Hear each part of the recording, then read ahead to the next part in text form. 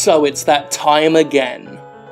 Another year down the drain, as we all hurtle mercilessly toward our own deaths. And what a year it's been! A year of political upheaval, a year of death and tragedy and uncertainty and fear, and a year in which I've played more shit games in 12 months than I do believe I've played in my entire life. Not that I'm saying that what I've gone through is comparable to the amount of terrible bad things that have happened this year, but I still went through it. Okay, I still went through all those terrible fucking games, and there are no parades for me, no medals for Jim Sterling. Oh no, only lawsuits and a broken fucking back. Well, the time has come to pay the piper, hasn't it? Because we're going through our top 10 shittiest games of 2016, and there will be no mercy for the wicked.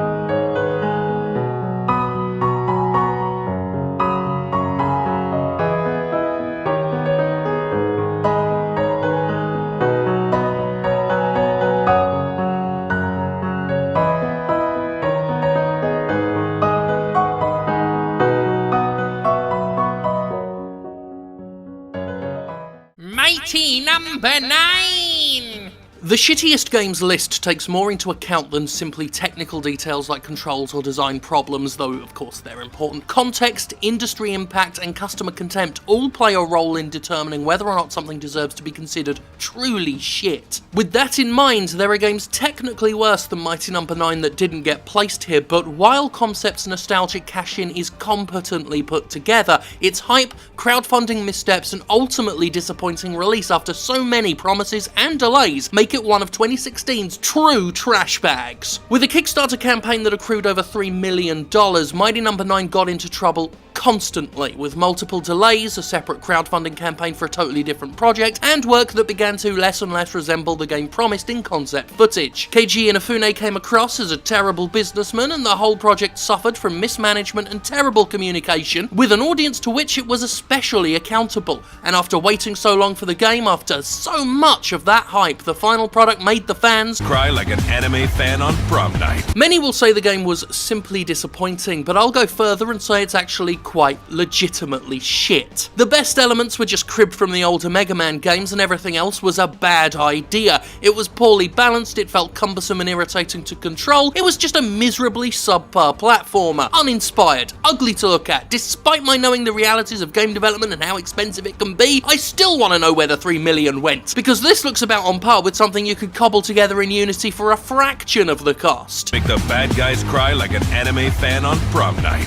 Umbrella Corps! Quite what Capcom's executives were injecting between their toes when they greenlit this shall forever remain a mystery. Umbrella Corps is a shit-awful third-person multiplayer game about random faceless umbrella soldiers, because they're so fascinating, who are shooting each other because of some reasons. Zombies and other mutants are tossed in as weak, ineffectual nods to the series proper, but ultimately it's just a game about running into enemy players with the insta-kill ice pick and insta-killing them instantly.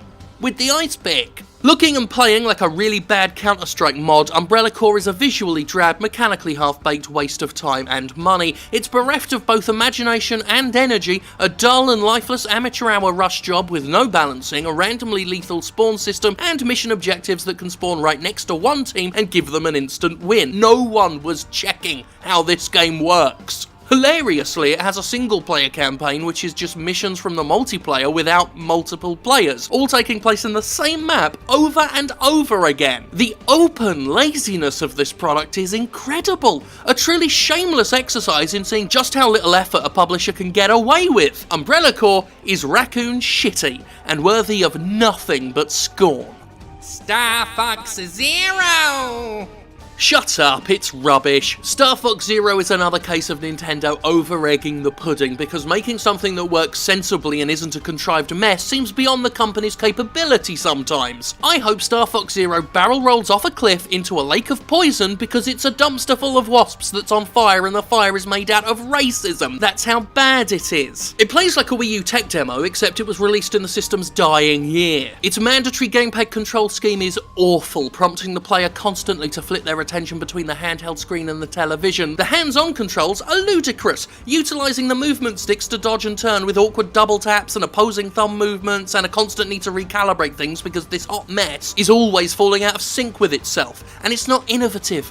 Nintendo, it's not innovative at all. Zero's awful controls only weakly mask the fact that when you remove the unintuitive, clumsy, broken interface, this is just another Star Fox game, albeit with slow and unthreatening enemies and a horrific chicken walker ground mission thing that's worse than at least 5 murders. PlayStation VR Worlds! PlayStation VR World should have been automatically free with every PSVR headset, not just included in a premium bundle. It's a demo disc. That's all it is, and not a particularly good one. Of the various VR mini-games on offer in this package, only one of them, Danger Ball, is particularly engaging. The rest range from boring to sickening, and all of them are brief, bordering on threadbare. Games like The London Heist have promise, but are mostly overacted cutscenes with only brief snippets of ham-fisted shooting combat to break them up. Scavenger's Odyssey made me feel fucking ill, while VR Luge is ugly with erratic sensitivity on its head motion controls. Sony wanted $40 for a selection of demos that maybe have a combined 20 minutes worth of engaging content, and that's if I include the almost unplayable shit that made me want to throw up. So it's pretty reflective of the virtual reality experience on the whole. It gets points for that, but not enough to escape being one of 2016's shittiest games.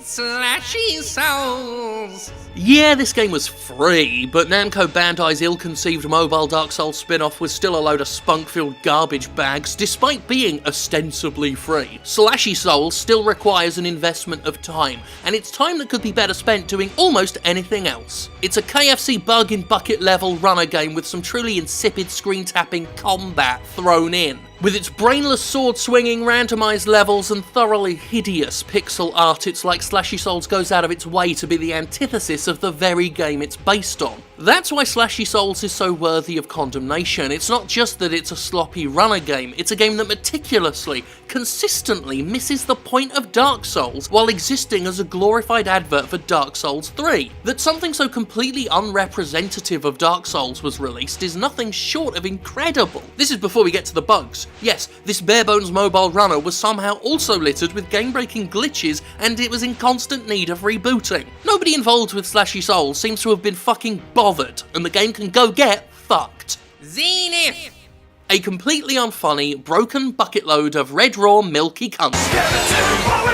Here they lie! PSVR Worlds had one demo on it that made me sick, but Here They Lie was nothing but pure stomach misery for me. One of the most thoroughly unpleasant experiences I've ever had with a video game. Here They Lie's thrusting of objects into the player's face, unattractive environments, and queasy movement animations conspired to make a game I literally could not finish, ever, and never will even pick it up again. I hate it! Even if it wasn't so utterly vom-inducing, it's still a really bad horror game with gameplay mechanics that barely qualify as such. 2 steps shy of a walking simulator, only without the kind of narrative and interesting world building that decent walking simulators employ. It's just a dismal and depressing stroll through a series of nominally fucked up visuals. It would feel right at home with the hundreds of empty, vapid, Me Too horror games on Steam, and I'm convinced almost any of the decent press it got was a result of it being a PSVR launch title that coasted on the platform's immersion to produce a couple of easy jump scares. But back to the point,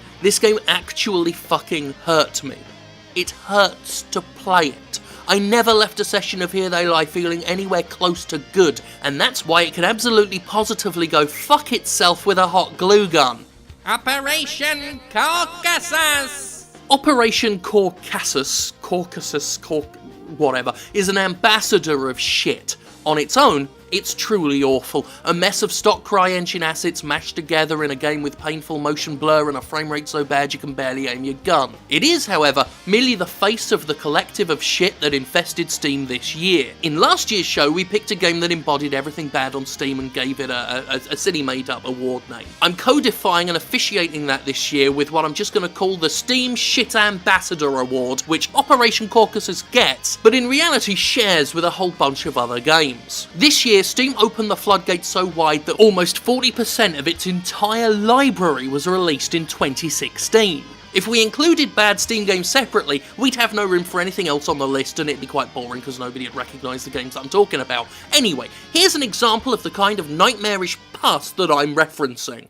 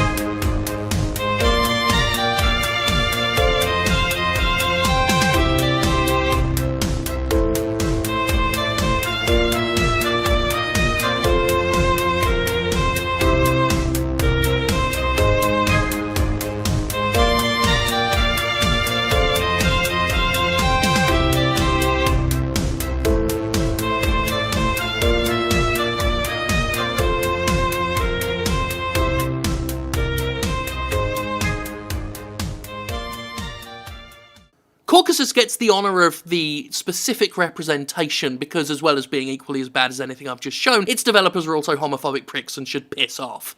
Homefront, the revolution! When a games director has to write and publish an excuse in the game itself, you know you're dealing with some shit. Homefront, the revolution, launched as a bug-riddled chaotic mess that would have been funny if it wasn't also a dull-as-fuck, paint-by-numbers, open-world shooter with horrible gun physics, shattered NPC AI, and motorbikes you can ride for the express purposes of feeling seasick despite there being no bloody ocean. The fact the game's writers invented a slur for Koreans and used it over and over again didn't help. Oh, and the slur was norks, which in Britain is a slang word for tits. So that turned every scene of the game into a crass, pitiful 1960s-era comedy for me. Missing assets, such as lacking audio-visual feedback when hitting things with vehicles, make the whole thing feel like a cobbled-together solo effort that should be exchanging free keys for greenlight votes. I've had instances of my gun simply not firing anymore, despite being full of ammo, and missions that were failed because NPCs blocked doorways and would not fucking move without being killed, leading me to fail the mission because I'm not allowed to kill the cud-chewing idiots that constantly get in my cocking way. I still don't quite believe this game ever existed. Something this utterly shoddy and cheap being released as a full-priced retail game with a real publisher is just astounding. It's riddled with bugs, it's got zero combat balancing, laughable dialogue, non-existent world building. Homefront the Revolution is a ghastly, disgusting little mess. And I don't care if John Walker starts slagging off my professional capabilities again. The idea of trying to even pretend this game is acceptable makes me feel like thick black fluid is rising out of my throat and congealing in my mouth. Sod off. Call of Duty 4 Modern Warfare Remastered. Call of Duty Modern Warfare is one of my favourite multiplayer games ever. The game that finally convinced me to get into multiplayer to begin with. I loved Modern Warfare back in its day. Call of Duty 4 Modern Warfare Remastered, however, exemplifies the very worst of AAA publisher avarice. A new low for corporate greed and one of the sleaziest, scum-sucking little schemes Activision's ever cooked up, and that's saying something. First of all, fuck Activision for holding this remaster to ransom, making it available only as part of a high-priced bundle alongside Call of Duty Infinite Warfare. A cynical attempt to make Infinite Warfare more attractive, it was sad as fuck to see such a great game in such a sorry hostage situation. Not content to leave it at that, however, Activision decided to jump the shark on a majestic scale, adding microtransactions to the 9-year-old game several weeks after it had been sold to people. You can mount your usual, it's just cosmetic defense all you want, but I think most of us can agree that adding fee-to-pay elements to a remaster of a classic game from an era before microtransactions infested premium games is perhaps the most contemptuous thing a major publisher's ever pulled. Most remasters are sold as complete definitive editions of the original games, packing in all the downloadable content and expansions that may have followed the initial launch. COD 4 is paving the way for publishers to not just make money by selling an old game with updated visuals, but by tacking on extra DLC and microtransactions too. Should this idea pay off for Activision, I've little doubt that other publishers are going to attempt it themselves. The rampant, unchecked greed on display is almost impressive in its audacity. To sneak freemium bullshit into a 9-year-old game that had already leveraged its own fandom to sell a completely different game is a masterstroke of sliminess, a monument to Bobby Kotick's notorious lack of shame. It's also a nostalgic reminder that while Activision can look positively saintly in comparison to recent publisher missteps, it still knows how to be the biggest vacuum of integrity in the business. For what Modern Warfare represents, the excesses of game industry swinishness and a reminder that the barrel is perpetually bottomless, I have no qualms in naming Call of Duty 4 Modern Warfare Remastered the shittiest fucking game of 2016. Oh, that felt good. A lot off my chest. Relieving my burdensome mind. How about that? That felt good to do for me. That was cathartic. And we look forward to the year 2017, where I'm sure nothing terrible will happen. Nothing at all. It'll be a year of fun, of frolics, and of thanking God for me. Oh, and of course, breaking those chains of love.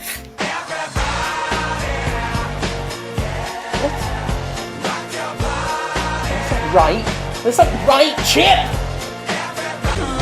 There we go.